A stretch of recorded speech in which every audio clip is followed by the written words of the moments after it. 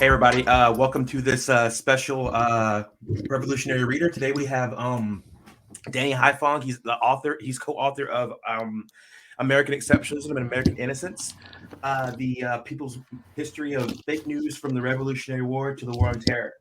And I have to say, it was a really good read. And I just want to let you know, my little girl, she's like 2. She won't like ever like she every time she sees this book, she keeps grabbing it from me and won't like stop and like today I was about to go over a couple of chapters to read again, and then she was stopped playing with her toys, came over and grabbed the book from me. I'm just like, okay, all right. It's a good So sign. you have it. So y'all have another fan who's growing up. So just to let you know. But Danny, what was the process that you two went to get all the information and everything? Because I know y'all have a lot of books, a lot of references. Particularly, I enjoyed the Gerald Horn and the Frantz Fanon references, and the Sadia Hartman. She's really awesome. But what was the process of gathering all that information? And Yeah. So we really started, I would say, communicating in 2017, Roberto and I. He reached yeah, out to me, had this idea for a kind of book of essays on the topic of American exceptionalism. But given my work schedule at the time, I wasn't able to really commit. And then I think about a couple months to 6 months passed, and I went through a whole transition. It was like I was moved to New York City. I yeah, was able to take like 6 months off before I went back to school. And so we really started outlining. And a lot of the outlining was just us talking about, well, what subjects are the most important or just the ones that stick out of our heads the most when it comes to this question of what American exceptionalism is, what is its impact, what is American innocence, what is its impact, how do we incorporate history so that people and readers can understand the present. And so gathering information really went quite simply. I sort of went through a very quick first draft of all of the topics that we decided to write about. Roberto's a professor, so he had some time issues. So I was yeah. off, and I was like, okay, I'm going to write the first drafts of all of these topics, and then as I write Okay, them, I'm going to then uh, use sources that I'm very familiar with at first, and then have Roberto look them over afterwards, and then he added his pieces. And so it was very uncomplicated in that way. cool. And that's how we were able to incorporate so many academic style and just plain academic sources, as well as just things that you'd find maybe in the media or in the independent Yeah, media or works from revolutionary texts that I know that you all cover so frequently. So that's basically how it happened. And I think it was a nice blend because this ideology is so broad, so expansive, so relevant to the current period, but over the especially over the course of the entire history of the United States, that it was important for us to not get caught up in trying to just write that history. We really wanted to be topical. We wanted to talk yeah. about the very questions which people are thinking about right now. And that was pretty easy because we were writing this amid Hillary Clinton's loss, the Bernie Sanders phenomenon. Yeah. All of these things were happening. Obama had just happened, 2 terms of Obama. What did that mean? We really had American exceptionalism on steroids constantly being hurled at us. So it wasn't hard to pick these topics. And we also had, as we talked about in the introduction, the resistance, the movements that were coming out Yeah. of this, Occupy Wall Street, Black Lives Matter, so on and so forth. Yeah. Andrew, did you have anything you want to ask before I get my next question?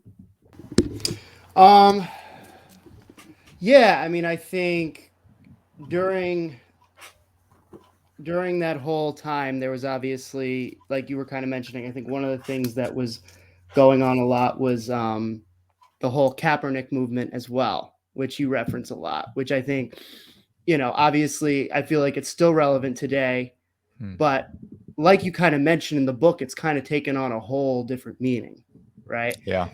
And so that kind of goes into, I think, when it comes to Kaepernick, and I definitely want to actually at some point get your take on the whole Nike commercial with Colin Kaepernick, right?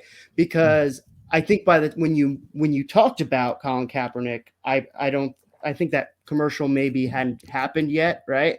Yeah. But you really do kind of talk about how the meaning, it came from police brutality to we are united, we love our country, right? And that's what Colin Kaepernick stands for, right? And so I'm always curious, once you get corporations like Nike, involved in your messaging, do you feel like that really elevates what Colin Kaepernick stands for, or do you think that's a clear co-opting measure and kind of tranquilizes the movement a little bit? Well, I think the process is dialectical, and in the book we try to talk about how whenever there are upsurges like what we saw with Black Lives Matter, which led to the Colin Kaepernick led protests, there's always a counter response or a counterinsurgency that occurs in order to rectify and stabilize the situation for the empire. And I feel like in this current moment where there has been such an intense backlash, I mean, it would be really interesting. This book was published April 2019. And then the next summer of 2020, we had the huge rebellions that occurred across the United States, led by what is termed Black Lives Matter. It would be really interesting to write another section of this book talking about the response to that, because I think a lot of what we're seeing in terms of the ways in which corporations like Nike are intervening, and this goes across the board for all of these monopolies and how they're intervening in the movement, it's obvious that there is concern that this movement could go in a direction that is, if it's not politically coherent and actually threatening, that it's uncontrollable, and that means that it could go any direction. And so I think these corporations invested even more than they did in response to 2020 than even 2014, where we talk about in the book there was this kind of capture of Black Lives Matter. A certain section of it became aligned with the Democratic Party, and those leaders, and we talk about this a lot at Black Agenda Report, those leaders were given a lot of attention. They were given a lot of publicity and career opportunities, while those on the ground who were doing a lot of the actual work were disappearing and or being marginalized to some effect. And so I think that there is a co-opting effect, of course, of Nike doing this. And I think it's a reflection of how, first, as we say in the book, the Colin Kaepernick phenomenon, what he did, the movement kind of abandoned him, right? The Black Lives Matter movement really didn't align with him, so to speak. This had come a couple of years after the initial Ferguson rebellion, and there was already a lot of confusion. And so he was marginalized immediately, and there was a lot of uproar in terms of social media, but there wasn't a lot of movement activity for him in defense of him, and hence that's why he still remains out of the NFL. And so I think that corporations have tried to take this as an opportunity to shift the narrative and steer the narrative, and that was already happening immediately in the aftermath of what he did when he sat out. It was originally sitting out the national anthem, talking about police brutality and oppression being at the heart of the United States, racist oppression. And then it turned into kneeling, and then it turned into owners of the NFL joining hands. It turned into this, as you said, this unifying moment where the United States can kind of correct itself and move forward as is. And I think that's part of this whole co-opting process. And indeed, Colin Kaepernick, while he still is doing some interesting work, I think, on the ground, there also are these forces that are pushing and pulling in all sorts of different directions. In the reactionary one, as you stated, is definitely one of them, and one of the principal ones. Thank you. Sorry, Z, I might have jumped the gun a little bit with the question, getting right into it. No, but- that's fine. I wanted to. That's cool. We can go back on that. I just that was a very good answer. And that was a very good. Like, I did enjoy that question. I wanted to, like, my I guess I'll just go ahead and get started too. My I really enjoyed the particularly one of my favorite chapters was the World War II and the reframing of World War II and for the Western side of things, and how we just pretty much used the narrative that America was good and awesome and it was the good war. And I like the fact that how the book brings up I want to know the process of, like, how I know it's pretty hard to go against the regular narrative, especially when you were talking about the fact of, like, them, a lot of it's being resistant to the Soviet Union and it being like the first worker state. And the and how a lot of our actions in World War II was partly to stop the worker state, and we were also like taking Japan's like colonial gains. So well, I guess what I'm trying to ask is how do you think, besides like getting someone to read, how would you tell someone that who is an invest or is so invest, because there are people who are invested in World War II who are like who think they like just know, and they are invested in that propaganda, this is the good war. So how would you, like, what would you think would be the process of, like, just getting the truth to them in that kind of way?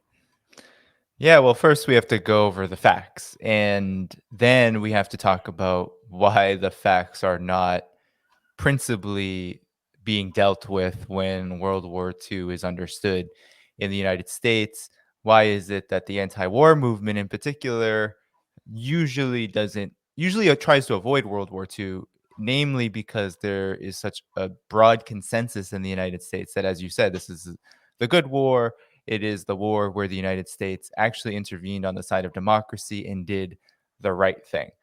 So first, we have to go over the facts. I mean, the United States during the Second World War sat out for most of it, right? There for years, not the Nazis in Germany were pummeling Europe, were pummeling the Soviet Union, and the United States took a stance of neutrality and actually was fueling both sides, both privately and publicly.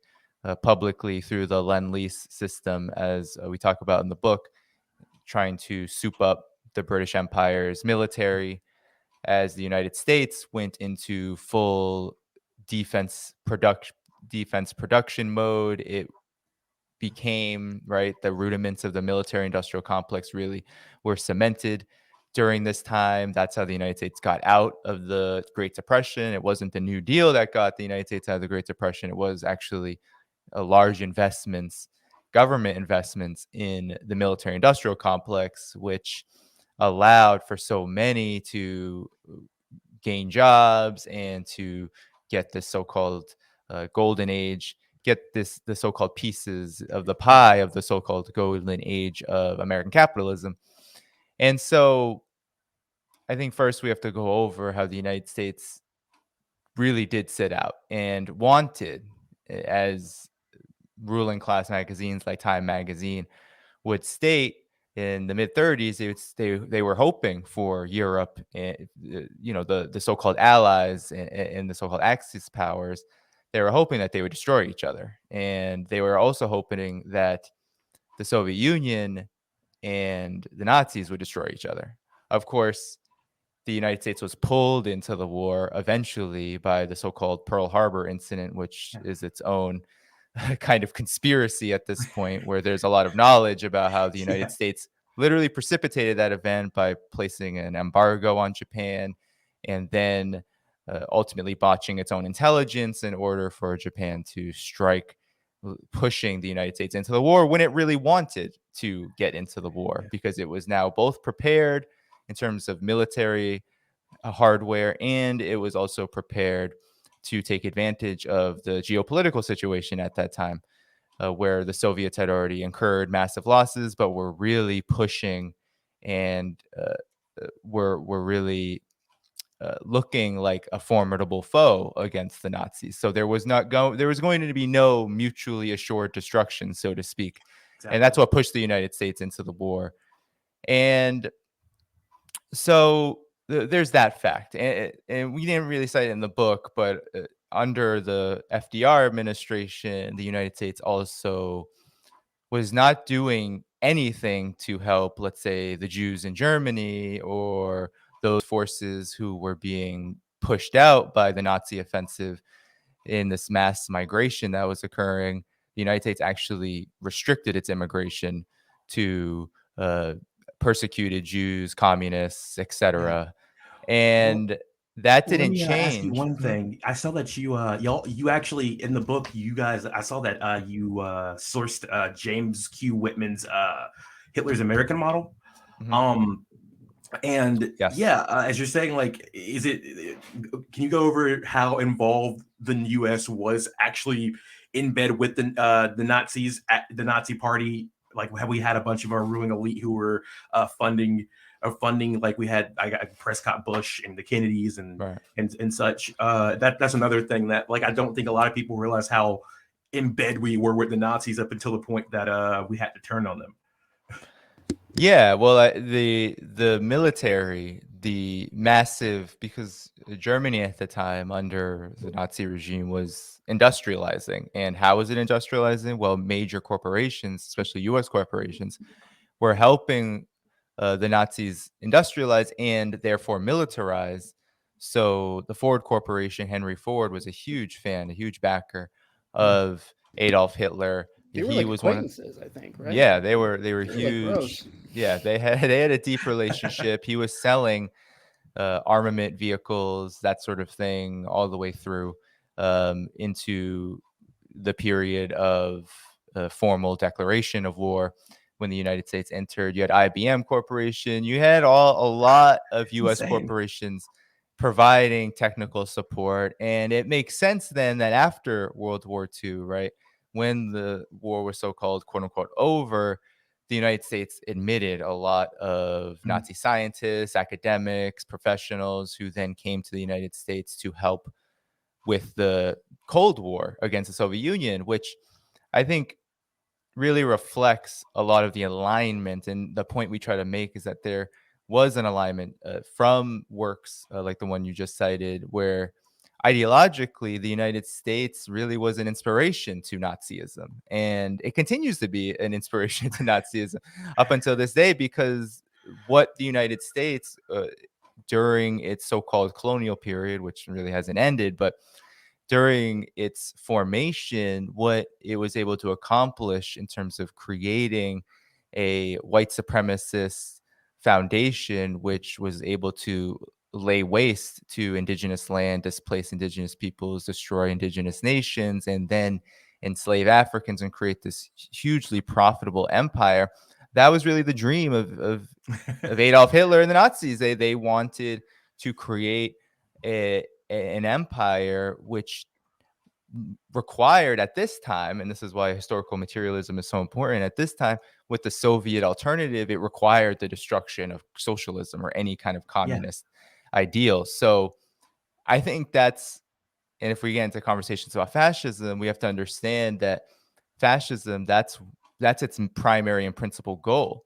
And it just so happens that the United States has never really had that threat, which is a point we try to make and why American exceptionalism is so impactful. The United States hasn't really had that threat directly, right? The Communist Party USA never got that strong. None of the socialist movements in the United States really threatened to take power here. So we haven't really been able to see the full thrust, as in contradistinction to the Nazis, who were organized and led through their desire to create an empire out of the destruction of socialism and inevitably communism. That makes sense. Yeah. I want to get a quick question in regards to, so like on page 39, right? Either you or Roberto said and this is in the context of when America was investing in Nazi Germany, right? And then it says, when Hitler's Nazi regime appeared incapable of destroying the Soviet Union by 1941, American businesses sought to diversify their portfolio with Great Britain, which was embattled in war with Germany. And that statement really stood out to me, just because I knew that America definitely had a lot of Nazi sympathizers, obviously, right? Like those two things, right? You can go to Father Coughlin, we can go to, Ford, right? But it makes me wonder that, like, say if they were capable of, like, if Nazi Germany was capable then of destroying the Soviet Union, would America have just completely undercut the Holocaust, right? Would they have just kind of been self-denialism even to this day? It makes me wonder that, with our whole, going off of how our history is an American exceptionalism, right? And so I don't know. Do you have any thoughts on that as well? Like, Yeah, it's hard to say. I mean, I think that if the Soviet Union did not exist after the Second World War, because the offensive against the Soviet Union by the Nazis was successful, then it very well could be a situation kind of like what we have in, you know, right now here in the United States. It could be that those crimes were pushed under the rug, right? Because that's what the United States has done since the beginning. It's because it was able to get away with the destruction of indigenous peoples and the enslavement of Africans. It really hasn't had to materially address these issues beyond what movements have been able to pressure from the outside. So if the Soviet Union didn't exist in terms of the power that it had, because it did have a great deal of power and influence uh, to really challenge the existing global relations of capitalism. If it wasn't for that, then I don't think the United States would have taken the identity so much so as the most progressive force that had all of this sympathy for the Jews in Germany and for those who were persecuted by the Nazis. I don't think that would have happened, because I think a lot of that uh, was based on opportunism and the need to transition now to a different ideological front, which was the Cold War, so that there wasn't as much in the way uh, to build a kind of unified project around that and to build consensus among the population around that. So that's, I guess, what I would think is that, given that the Nazis in the United States, the U.S. project, the Nazi project, they had a lot of similarities. If they were victorious, the United States would have definitely been allies with them in some respect. Maybe not ideological allies. Yeah. Maybe it would have been too much, but economic. I mean, how could the United States ignore that, right? Yeah. And That's how we got Fanta. I mean, right. Coca-Cola made Fanta for the Nazis. Yeah. Exactly. And then there's the fact that after the Second World War, what really happened was the US's participation allowed it not only to gain a military foothold in the world, but a financial one. The Yeah. United States is, you mentioned the arming and the sort of lend-lease program to Britain and the Allies, other European powers, that allowed for the U.S. dollar to take preeminence, right? Because that's what had to be traded. That was the currency that had to be traded under during this time where these former European empires who were looking at massive losses and were incurring massive losses. That's what um, that's that's what ended up being traded in, and that's the debt that they owed was in U.S. dollars. And when they were really uh, destroyed to such a large degree, economies in shambles, that's how the U.S. asked for repayment, and that's kind of been the relationship ever since. The U.S. dollar is dominant, and the European powers peg everything to the dollar. It doesn't matter how valuable the dollar is to whatever currency Yeah. we're talking about, the pound or the euro. It still is the dollar that is the global reserve currency, and that was a huge shift. And the United States would not have been able to do that were it not for the way that it negotiated the situation, the geopolitical situation during the Second World War. All right. Now, as far as the outside pressures, in the international outside pressures, do you think that we're seeing a similar, especially with imperialism coming at home, fascism and imperialism starting to show up at home, and the rise of the economy of socialist China? And do you think that we're seeing similar?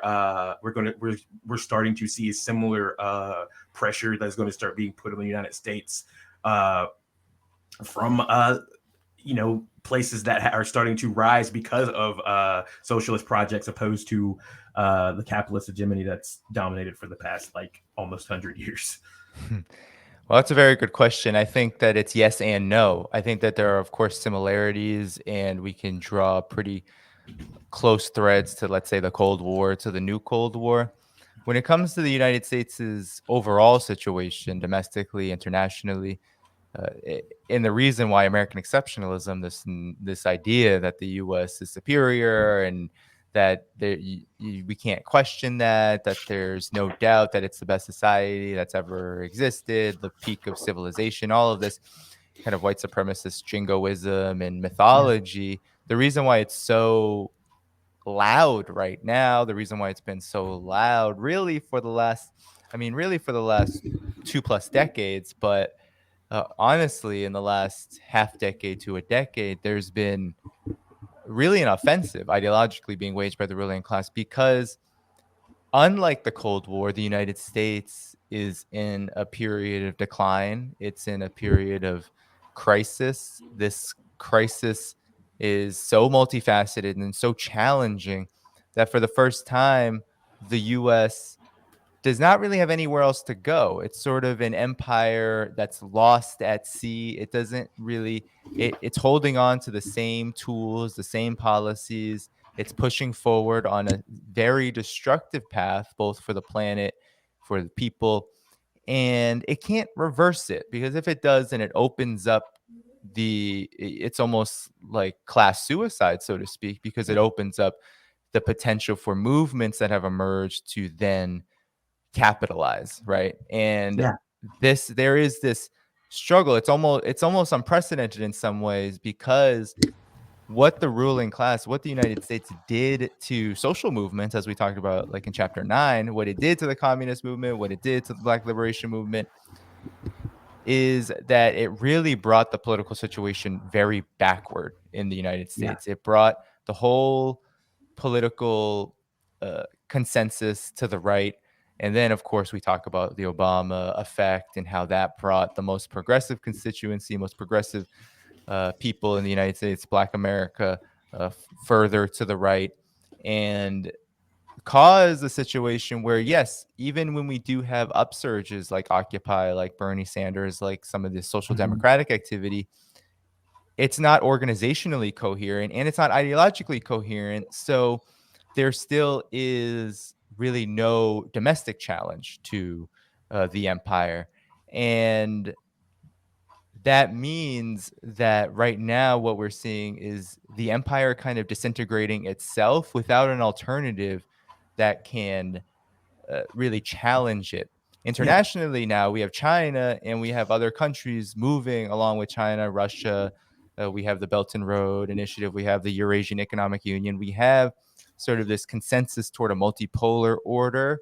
But that's based on the politics of non-interference, and that's not necessarily based on this idea that the United States and global capitalism, that their days are numbered, right? That the political situation is not there right now, even for those countries to kind of lead the way. They're leading by example. They're leading through a different model.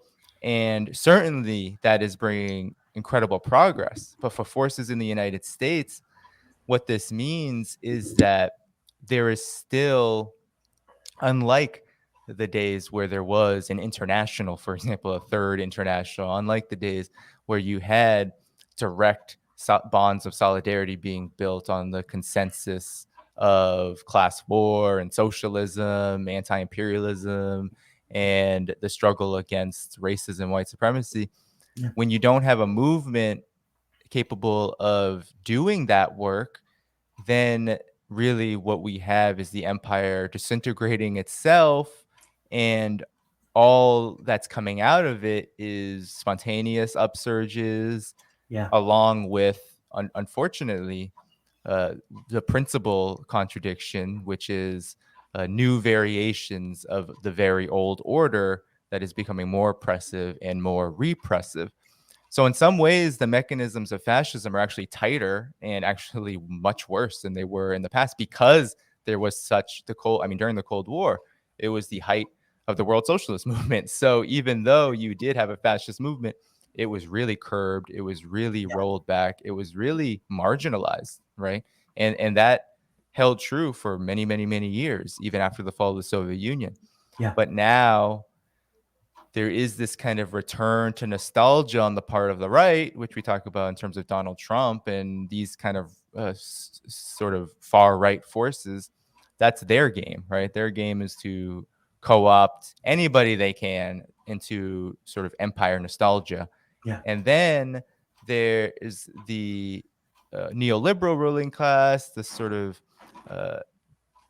ruling elite, which their whole game is to try to divert left political activity into acceptable means, whether it's through NGOs, nonprofits, Democratic Party, all of that, while also taking the most harsh measures, both in the media and on the ground through their Yeah. deep connections with intelligence agencies to destroy any kind of upsurges, to infiltrate and ultimately destroy any semblance of a radical movement. So do I think that that there are similarities between the Cold War and the new Cold War?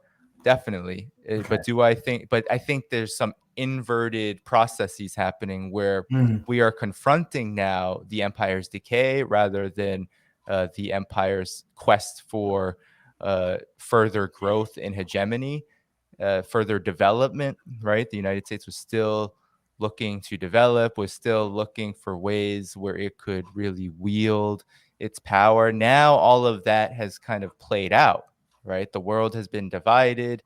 The United States has reached the peak of its economic development. And so with the crash of 2007, 2008, and now the crash of 2019, as we're finding out, 2019, 20, 21, we're seeing that the United States actually cannot rectify itself, that it can't even respond to something like a pandemic, which honestly was something that was very doable and only required a kind of investment that would have been 100 years ago. What am I saying? 100 years ago would have been, 60, 70 years ago, something that much of the world was open to more government investment to meet people's needs. Yeah. Now, that's not on the table anymore. The military industrial complex, Wall Street, these forces, they want everything. They want to gobble up everything because they know there's nothing else. It's not like they can go to China. There's no war with China that's going to succeed and bring the booty, the colonial booty. That's done. That's done. The military knows it. The ruling class knows it. Yeah. They can only hope that they can survive long enough to try to starve any and all movements and destroy any and all movements through other means, and then hope that they're not alive when their quest for nuclear war actually happens. That's honestly where the situation is, and I think it's in some ways more dire, but also full of possibilities, given that it really is now, I think, up to us. It's up to the people, not in the neoliberal sense, it's all on you, but it is up to us to build movements, to remember history. That's what this book was about. Remember history, to discuss it, to organize, to figure out, well, ideologically and organizationally, what makes sense right now. Yeah. And and I just wanted to carry on with that really fast. Now, like, as far as you said, the possibilities.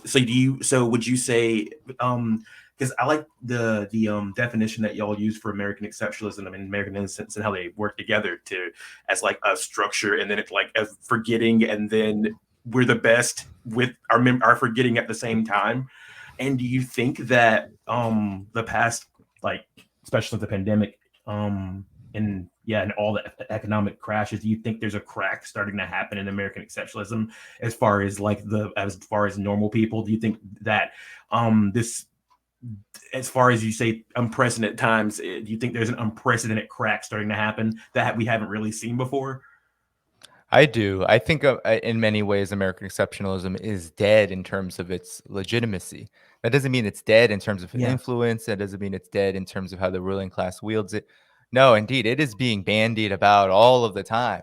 But even just look at these recent comments that Kamala Harris made during that interview with NBC News. I think it was a couple of days ago, where she basically said, well, when she was asked, well, do you need to change your COVID strategy now? Are you going to do it? Oh, we're going to keep doing what we've been doing. And that time is every day. I mean, that in and of itself just shows and demonstrates how the US is in such a state of decay, stagnation, and decline that it really not only doesn't have any interest, but also it really can't respond and change and shift and reform, right? This key word reform, which I really loved George Jackson's definition of reform in terms of it being kind of this very important tool of fascism, right? This ability to change and shapeshift and to respond to threats in And I a think way that preserves itself. And that the empire, I don't think, has that anymore. The only thing it has, as we've seen with the pandemic, is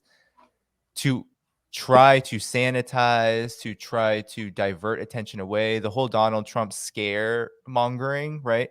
That was a lot of diverting attention away from the fact that when or if a Democratic Party administration won in 2020, that the same thing was going to happen. And it has, right?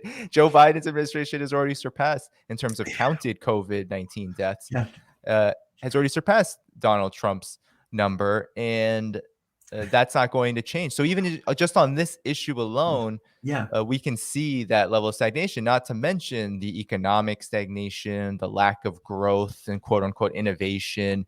The inflation crisis is all part of that, because all we have right now in the United States is Wall Street pumping money into banks, the Federal Reserve pumping money into banks, while people don't get anything. So what do you have when that happens? Well, you have millions of people quitting their jobs, and you have this very imbalanced economy where rich people are just taking everything, and you can't really hide that anymore. And so what's happened on the right is that China has been blamed for everything, right? So China is the reasons for all of these problems. China infected us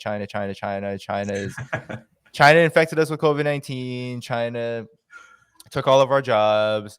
China is taking all of our good stuff. Intellectual property, all this nonsense. Well, the Democratic Party has been like, okay, well, we'll go along with the anti-China stuff. We'll reinforce, if not add on to the policies of the new Cold War, but we will try to forward this message of build back better and hopefully maybe get something modest done so we can preserve electoral gains. Well, that hasn't happened either, because not only is the electoral system not set up for it, but Joe Biden and his team never had any interest in dissatisfying those he really serves. And there you have the conundrum here. The conundrum is that you have really just one trend, which is the blame China, blame Russia, let's go to war, let's continue the mass looting of workers, let's continue the repressive white supremacist state apparatus and fortify it, while nothing is happening for the people. And that's creating a malaise, a dissatisfaction, a disillusionment that is unprecedented in a lot of ways, and will continue to create, so long as there isn't that alternative, a movement, a coherent and organized movement. It'll create new trends that we would, like Donald Trump 2016, we couldn't expect, right? And out of that, there are opportunities, but unfortunately, there are also major setbacks. Donald Trump himself wasn't really the setback. It was how the left and the Democratic Party, everyone's responded to Donald Trump in order to keep things the way they are and to really empower someone like Donald Trump and maybe I don't know, Tucker Carlson or whatever parasite is going to come out of the woodwork on that end of the political spectrum. That's really what we have, at least in terms of mainstream political power and what that means for people. So definitely find it so we need to be looking to take our political expression and find a revolutionary vehicle, I guess, per se, for our political expressions, opposed to keep deadening them with the duopoly. Yes. Yeah. And that's not to say that we don't engage with the politics of the duopoly, that we don't try to engage with the forces. Like the whole book was kind of written so hopefully some of these, as Glenn Ford, the late Glenn Ford called them, the Sandernistas, these folks who are obsessed with Bernie Sanders and then the squad, hopefully they'll read it and they'll begin Sandernista? Yeah, that's what Glenn Ford would call it. It was a great term. But that's sort of what the book was written for the purpose of. It's really for younger people, those who are flirting with socialism. We say explicitly in the book, in the introduction, that this is who it's for. It's for those who are there in some respects. They're energized, they're charged to do something. But as we've seen, right, do something in the foreign policy front is, Matt Duss giving quotes to the nation saying he supports sanctions, right? Like that's sort of how human rights and leftism is channeled into imperialism through humanitarian interventionism. And then on the domestic side, it's important to have these debates to begin to talk about, well, what's a revolutionary alternative to this duopoly? Because the graveyard of social movements that the Democratic Party has created over the past decade alone is just massive. It's so massive that it begs the question, well, why hasn't there been a real split from the Democratic Party?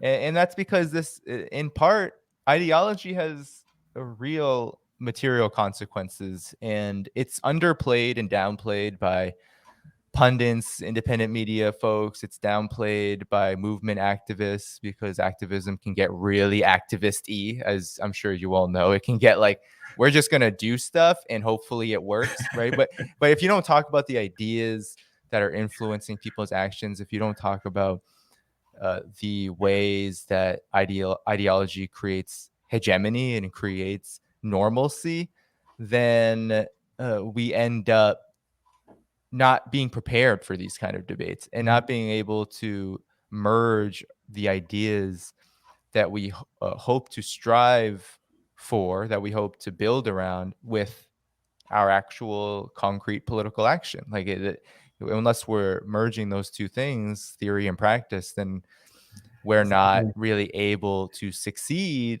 or even give ourselves the chance to succeed. Because I mean, I'm a communist. I know that material conditions sometimes do not allow you to succeed. So you have to be ready to retreat. You have to be ready to remain focused and disciplined through very difficult times. But if you don't know that, then what happens, right? People get disillusioned. They burn out. They just take jobs where it's easier. They take the easier path because the easier path helps you survive and it helps you feel better about yourself. All of these things that people kind of need, right? That helps you keep yourself safe. So how are we going to prepare people, especially those who are becoming politicized? How are we going to prepare them for the hard, long struggle ahead? Is we have to talk more about ideologies such as American exceptionalism and their impact on the ways in which people move about and people respond to crises and people respond to oppression, exploitation, etc. Yeah. Andrew, do you have anything else right now, or? Yeah. I wanted to sort of, so in chapter 15, right, you talk a lot about the American corporate media and the white savior mentality, right? And so, and it's interesting, and on page 160, right, you talk about how, on the one hand, the U.S. military helps boost ratings for news networks that are hungry for war. On the other hand, American corporate media outlets play an essential and reliable role in helping the American military establishment mold popular opinion and perceptions about the world we live in. It's a win-win situation for the war makers and the opposite for all those who have lost their lives to war as a result of the relationship between corporate media and U.S. military, right? Then goes into talk about how there are 5 corporations that own 90% of the media out there, which, interestingly enough, I've Googled this several times. Yeah. You can find articles from 2012 that say 6. Right. Right. So that just shows the power of monopolization, that even throughout the last 10 years, it's gone down from 6 to 5. Right. But right. It's absurd. But Right. I wanted to, obviously we talk about all the time in these indie media spaces how terrible the mainstream media is, right?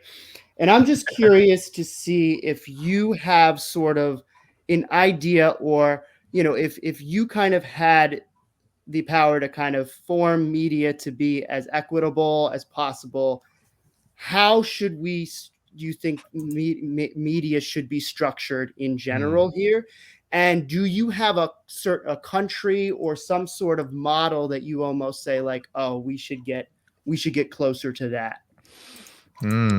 That is a really good question. I Andrew, mean, damn. that's a question for all of us communists or socialists, revolutionary aspiring folks to really discuss. I mean, for me, in terms of how it should be structured, I've written about this recently in terms of how I'm thinking about independent media and how I'm thinking about trends such as Russiagate, the suppression of independent left media, especially, but of course, the right has been has been incorporated into this larger suppression model by big tech corporations and the corporate media and alignment. And I think about it in 2 ways, right? There, as I said in the book, there's the military component. So a lot of the sources, a lot of those of people like us, we get suppressed because we're challenging US empire, and we're doing so on the empire's products, on their commodities, on the things that they've produced. And which the internet is one of those, right? The internet has deep roots in the growth and development of the military industrial complex. That's just how deeply wedded the militarization of the United States is to the growth of US capitalism. The golden age of capitalism would have never occurred, and all of this technology would have never happened in the US's once lead in this area of high tech. It wouldn't have happened without the militarization of the United States. It wouldn't have happened with the deep investments in the military industrial complex. So, I mean, in terms of that, there's that component. So, Russia, China, Iran, these countries, DPRK, they're targeted, their medias are targeted, they're smeared, they're called state affiliated, quote unquote, media. They're censored, and then all of us are censored, right? Far right, so-called fringe forces, and those of us on the left who are actually trying to do something, are actually trying to figure out how to oppose the empire, we're censored as well. And that's the more domestic manifestation of this. And so the demonization, in my opinion, right, of state affiliated media, quote unquote, is also a demonization of nationalized media. This idea that media should be public and should be government owned and controlled. So there's controversy around that because we've gone into this deep rabbit hole of anti-communism, given the demonization of China, given the fall of the Soviet Union. All of that has created this intense anti-communist feelings and sentiment in the United States, where anything that's considered state affiliated is seen as authoritarian, quote unquote. But really, what we're talking about is public media. We're talking about media that is not allowed to be controlled by the profit motive, by corporations who see their shareholders as the primary interest of all of society. That, I think, is ultimately the model we should be aspiring to under, of course, a socialist governance system, which we don't have. So that's what we need first. And then I think the media needs to be an instrument of the people. Therefore, It cannot be private in the sense that doesn't mean private elements like journalists who do work. They can do work on their own, but the media mechanisms, right? The means of communication, of mass communication, those have to be government controlled. And so that's sort of the model I see. And in terms of countries, I mean, it's a difficult situation because while I would say models like China or Iran, for example, represent a potential model, I really only say that in the sense that I do believe that there should not be private control over the media, that I don't think that we should be making lots and lots of money and exploiting issues, exploiting information in a way that makes us money individually. No. So in that sense, I see them as models. But because of the global situation, media in Iran and China, especially the media that we can consume, because media is a lot more diverse in terms of their domestic situations. But in terms of what we can see and consume, a lot of it is geared towards countering the narratives that we hear in the West. And while that's certainly, I think, very useful, I do think that we will need to figure out a way in the United States to have media that's more structured around how do we write history in the correct way, and then how do we report on developments of phenomena in a manner that is congruent with reality. And I think that that will be in a revolutionary situation, in a situation where we have mass media controlled by the people. That will look a lot different than, let's say, China Global Television Network, which is trying to get out to a Western audience that China just isn't a bad place and that China has a positive role in the world and all of that. I don't think that the U.S. situation will be able to mimic that because, well, the U.S. is kind of sitting on the other side and we will have to prove something entirely different.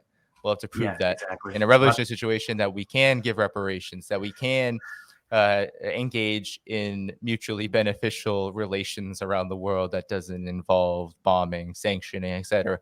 We'll have to kind prove of do a ourselves. whole. We'll have to prove ourselves, I guess. Yeah, we'll have to purge sort of all of those elements that have necessitated countries like China and Iran to have a sort of a media apparatus internationally, which talks about the realities of their countries as just not being pariahs, right? We'll have to really do kind of such a sort of a soul searching. We'll have to tell the realities of the United States, address problems forthright, and ultimately structure the media in a way where it is government controlled, and hopefully the government will be a workers' government. But also, I think the ways in which we then deal with the telecommunications, all of these advancements that have happened, how do we structure those so they aren't tools for suppression, but they're tools for liberation? Because they can be. I mean, all of these tools that we have, they could very well be tools of liberation. We could do so many things, especially internationally, which would be of benefit to so many, but we can't because these tools are literally rigged and designed to minimize our voices. And so how do we change that? And that's what we'll be probably dealing with in the media landscape is, all right, how do we like suppress all these reactionaries? First of all, like the corporate media is full of reactionaries connected to intelligence. So they're basically just, I mean, they're just media warheads, right? You kind of got to just get rid of them. You can't retain a Rachel Maddow. You can't retain a Don Lemon. You can't retain any of these folks. They're just going to have to lose their jobs. They'll go live somewhere out in the middle of America where there's like, lots of land, put them somewhere over there where, after we've expropriated those big agribusinesses, they can go live on that stuff. After we take the toothbrushes and, yeah. We'll give them an hour to get all their stuff. And no more. Yeah. Then we'll put them on the Acela or like one of these slow ass Amtrak trains because those are the only things that are somewhat environmentally less polluting than, let's say, them taking their helicopters everywhere. So, I mean, that's kind of what we'll have to do. And then, we'll have to just get rid of things like 24-hour, whatever, news media. And we'll have to get rid of, I mean, that stuff is just ridiculous. So there's a lot of stuff we'll have to get rid of. And then a lot of, yeah, exactly. Now I know we're coming a little bit close to time. But I just wanted to ask you like one or two more questions. The first one being, I wanted to get when did you start? Like, what book or what radicalized you? Did you come from are you from a radical tradition? Like, as far as your family always being radical, or did you discover your radical roots through books or through just living in America itself?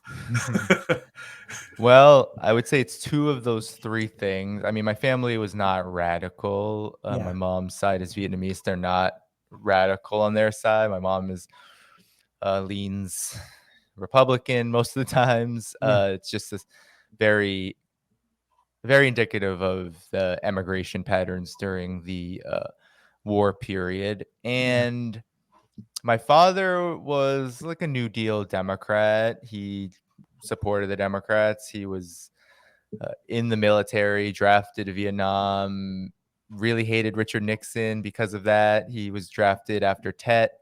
Yeah. And he was very critical. He hated Republicans, but he was critical of the Democrats, so to speak. He was more of kind of like an FDR guy. He did support Sanders, but I wouldn't call him like a Bernie bro or anything like that. He was kind of liberal. And so, yeah, living in America was definitely a big part of it. The racism, growing up as an Asian American person, that was a huge deal. Growing up with a lot of working class people like myself and seeing their struggles, understanding my own struggles. I grew up in Cambridge, so I know, Andrew, you're out in Boston. So, I grew up out there and went to public schools. There was a lot of very educational moments, a lot of displacement, a lot of, this is how the kind of rudiments of my of why I think I was, once I started to read, which I'll get into, once I started to read theory and politics, why the Black liberation movement was so inspirational is because I could see the things that they were talking about in my life in terms of how death was kind of always waiting for Black people. That was just something that was so obvious, right? Whether it was the police repression and how police were so it was like it's like a real threat. I was lucky not to ever know anybody who got killed by police, but I definitely, I was stopped and frisked and I think it was because I was with Black people. And I think, when you have those experiences and then you have friends die because of like freak accidents, you always see that who are these folks? So the so-called freak accidents are really just an indictment on the realities that Black people have to live in. And so given that, once I started, I went to college. Colleges are just rife with racism, and it's more of like an elite racism, right? So you have these like elite institutions peddling like diversity narratives and how much they're so progressive on racism. And then on campus, you have elite white kids just going buck wild and like literally spraying swastikas and terrorizing, getting drunk and then terrorizing Black students, that kind of thing. That inspired me to then get involved. And then I read things like Huey Newton's To Die for the People, but through a suggestion from someone I That's a good knew book. in Cambridge. Yeah. And after that, I was just like, okay, well, this guy is very smart. And Huey Newton, he's talking about racism, capitalism. He's talking about these things together. He's talking about Ho Chi Minh. He's talking about Marx. He's talking about Lenin. I had to know who he was talking about because I couldn't understand fully. That's what happened to me. Yeah, I couldn't understand fully what he was talking about. He was referencing these folks. And by the time I had read that stuff, I had already seen a lot of the contradictions that were coming out. So I got involved first in the anti-racist struggle movement politics. And on college campuses, it's so limited because the institutions really try to keep you in this bubble. They try to keep you in this mode of, well, if we just talk about privilege and we just talk about diversity and we try to create some parity in these institutions and everything is fine, everyone will get their degree, they'll get cushy jobs, nice jobs, and then we don't have to deal with it. So then I went to New York City for a semester during Occupy Wall Street, and I saw the other side of the spectrum where the question of race and racism wasn't really being addressed. And then you had Obama at the same time Occupy was happening. He was also bombing Libya. And I was just like, what is happening? And so I'm sure you guys remember at that time, independent media was much easier to research, to get Yeah. information from.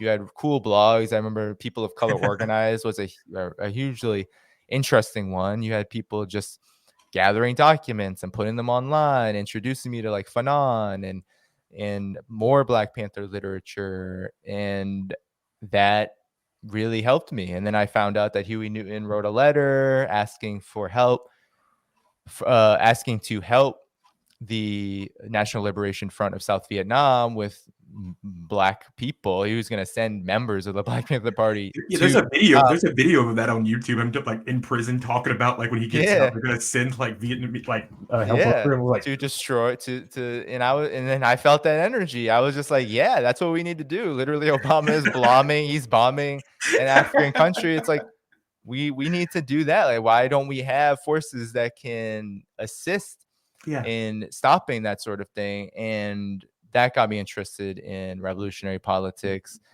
And then from then on, I found Black Agenda Report through that process. They were the ones who taught me. It was Glenn Ford and Bruce and y'all Dixon, do really good work. Yeah, they taught me about Libya. They taught me about Obama. And then seeing, I was getting yelled. I went to classes with New York City union members, Black workers, and just seeing how Obama's influence was so powerful, even among those who were struggling the most. These were cafeteria workers, janitorial workers, people who were working in the worst jobs in the city, and they were having huge arguments with me just getting into this stuff. I was just like, hey, Obama's jobs bill, it doesn't do enough, and they were getting pissed. And that's when I knew. I was just like, oh shit, what Glenn Ford is saying here, what Margaret is, it's like, that is 100% correct. And so that's how I kind of got more involved and started to write myself. And then in 2013, I started to submit to bar, and it's been kind of like that ever since. Well, awesome. And out of all the last thing I wanted to ask you personally, were out of all the books, since we are a revolutionary reader, I want to know, what's your favorite radical text? That it's so unfair that that's such a great, it's a great question. It's a very unfair question. Oh man, just off the top, because it was so influential in the beginning, I would like to reread it again because I've read it about 4 or 5 times. Blood in My Eye by George Jackson. That's definitely one that I read over. We did that for episode 3. That's one of my favorites too. I read it over and over and over again because, and I think my opinion has changed on it. Not wholesale, of course, because I do think it's a masterful manifesto. It's one of the few that exist in terms of revolutionaries writing manifestos. But I would like to reread it again because every time I've read it, I've come out with something different, a different take. Like, what is its utility to right now? And I think one of the importance of George Jackson works for me is, especially Blood on My Eye, is that to this day it's punished. People are punished for even just having the book in prisons, right? To this day, people can be thrown in the hole, solitary confinement, just for trying to read it.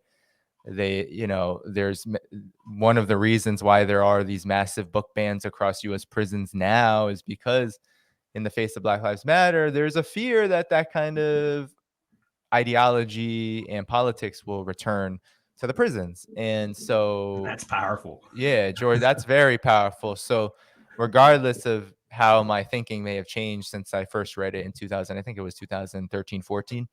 It's still, it just always pops up in my head because of how much it steered me in the direction that I'm on. And then, Lenin, his work on State and Revolution, that's one of my favorite works because it's so digestible and it's such a good work to help people understand the state under capitalism, and then also to start thinking about, well, what's going to happen after capitalism, and to debate that and to discuss that. I think it's one of the more powerful texts for me too, because it's so brief but so influential, and just it was written 104 plus years ago. So That's true. When I read that, I just, felt that it was very like up to date, like the way it wasn't like written in old English. It was like no, it's written it like was not. you're just Yeah. reading it, and that's Yeah. Plus, I just get like Lenin's style. He's he's very awesome. polemical. He'll just cut you up. He has. I mean, there's an aversion to this kind of way of doing things, and I think, unfortunately, a lot of the podcasters and this kind of thing do it really badly now. Right? They're in this kind of like algorithmic wormhole where they just talk about what each other has said and then like go after the popular, oh, whatever, Sam Cedar said this, Anna Yeah, Kasparian said that. But when Lenin was doing this kind of stuff, it was serious. And it was identifying real He was not talking about other impediments. podcasters. Oh. Yeah, Oh. he was going after forces that were potentially diverting people. And that's not to say that, TYT and all these, they definitely are serving that role, right? But the way that Lenin did it, there was an art form, there was a discipline about it. It was about building something. And I think that's what I always appreciated about Lenin, is that you can read his work and be like, damn, he just smoked, he just smoked them.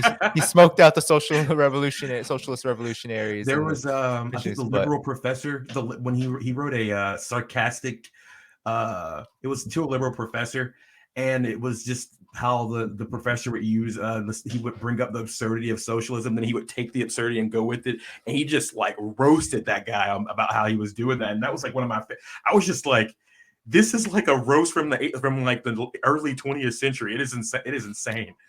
yeah, no, Renegade Kotsky is never coming back. I mean, Lenin burnt. I mean, to the point where their forces, people are trying to bring back, there are debates now about Rosa Luxemburg and certain elements of more social democratic tendencies, but Kautsky's never coming back because And Bernstein, I think he smoked Bernstein, Bernstein as well.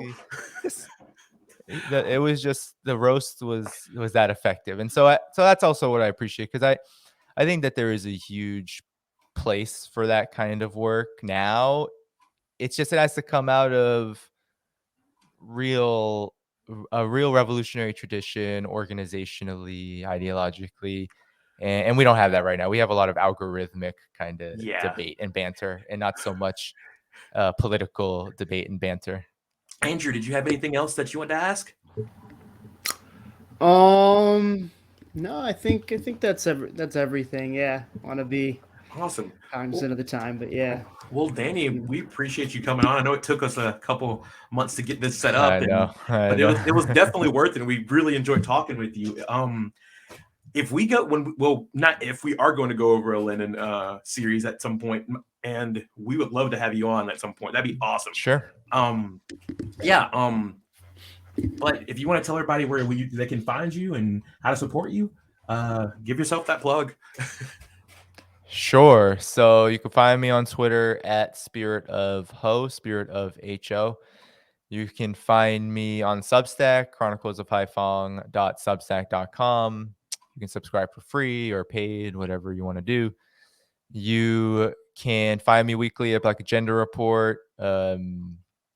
You can also find me on YouTube at The Left Lens, which you can search it on YouTube. And then you can support me if you're able at patreon.com/Danny Haiphong. All right. And thanks guys for tuning in. Remember, hit that like button. We are Revolutionary Reader, and we will be seeing you guys next Thursday when we start going over Black Skin, White Mask by Frantz Fanon. All right, everybody, have a great day, and thanks for tuning in.